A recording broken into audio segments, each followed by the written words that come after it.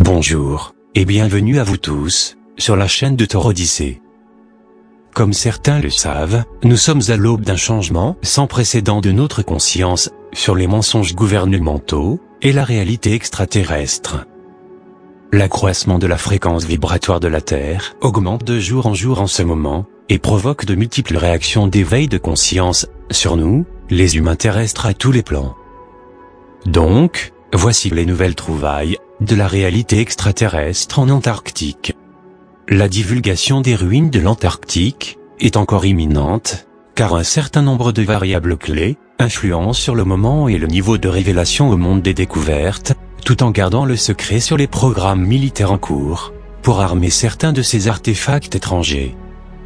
Cette civilisation extraterrestre, identifiée en tant que pré-adamite, arrivés sur Terre en Antarctique il y a 55 000 à 60 000 ans, ont rapidement affirmé le contrôle de leur technologie avancée dans cette région peuplée d'établissements humains à l'époque.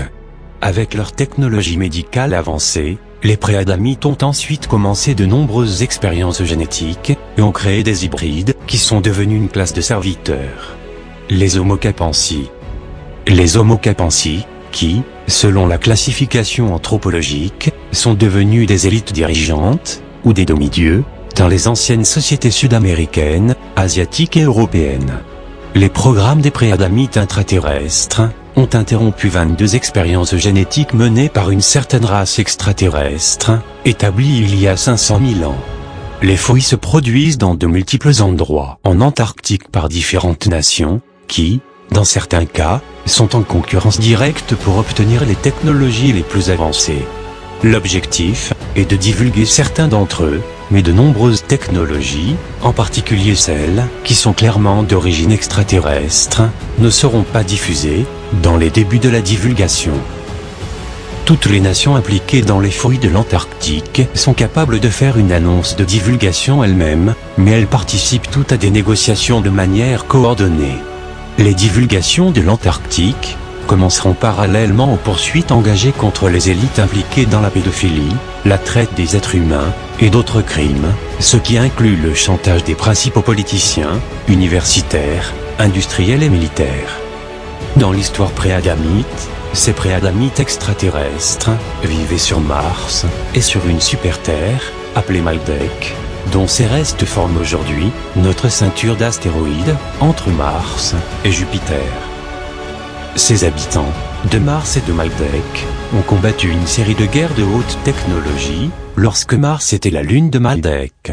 Il y a environ 500 000 ans, ces guerres arrivèrent à une extrémité culminante, où Maldek fut effacé de notre système solaire.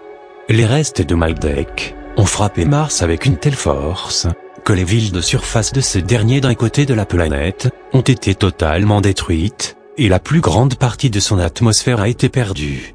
Cela a rendu la vie sur la surface de Mars très précaire, et a mené à une évacuation planétaire par les survivants martiens. Des milliards de réfugiés de Mars et de Maldek se sont réunis sur notre Lune actuelle.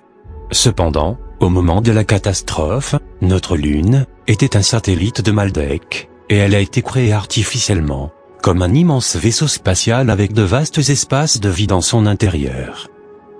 Les pré-adamites ont habité notre Lune pendant environ 440 000 ans, et à un certain moment de cette période, notre Lune a été déplacée de l'orbite de Maldek à son orbite actuelle, qui est la Terre. Finalement, un autre conflit spatial a obligé les pré-adamites à quitter notre Lune artificielle pour se diriger vers une planète voisine, qui était la Terre. Ils ont choisi le continent de l'Antarctique, pour des raisons climatiques, et pour des raisons de race, de cités ou villes existantes, à l'intérieur de notre planète.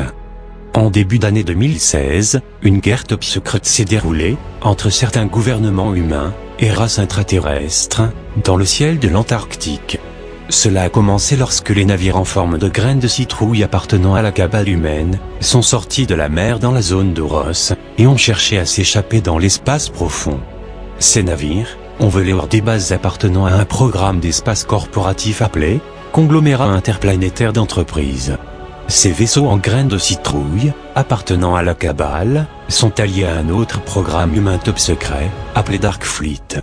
Ces vaisseaux ont été remplis d'élites mondiales, qui, cherchent à échapper au chaos global actuel, et aux dangers climatiques sur les prochains événements solaires à venir.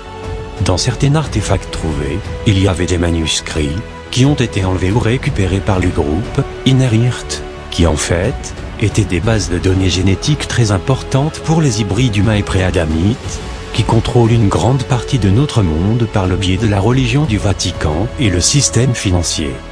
En conclusion, il est important de souligner que les fruits scientifiques en cours, sur la civilisation préadamite, ont d'énormes implications pour la planète. Les artefacts étrangers, qui incluent les préadamites dans les chambres de stase, sont très recherchés par différents groupes. Certains bons groupes, comme l'Alliance, souhaitent utiliser ces artefacts pour divulguer la version réelle d'une civilisation humaine avancée non terrestre, qui a été gelée instantanément en Antarctique. Et d'autres mauvais groupes, comme la Cabale, ou les élites, veulent accéder aux artefacts étrangers, souhaitant armer ces artefacts, pour les utiliser dans des programmes noirs spatiaux en cours, et pour une éventuelle future guerre mondiale.